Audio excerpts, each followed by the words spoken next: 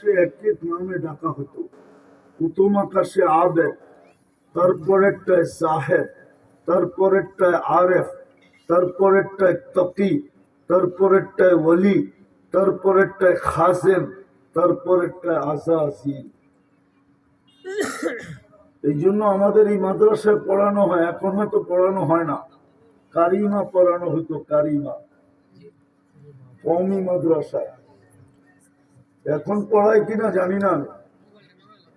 পুরুষ মাদ্রাসাও মনে হয় নাই। কারিমা পড়ানো হতো। শেখ সাদি রহমতুল্লাহ আলাই কবিতা লেখছেন সপ্তম আকাশের উপাধি নিয়া, তাকাব্বর আসা জিলরা খারে কর।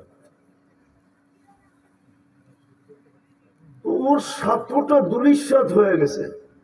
ও কি করে সহ্য করবে?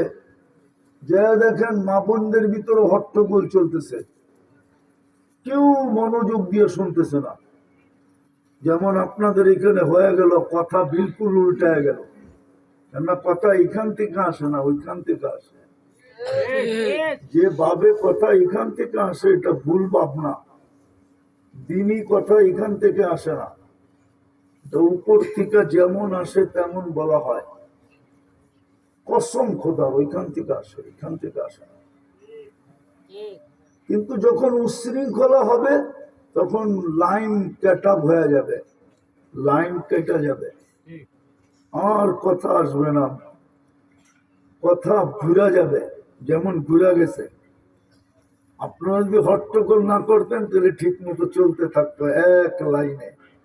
এখন এলোমেলো হয়ে গেছে কথা। দেখি আল্লাহ আবার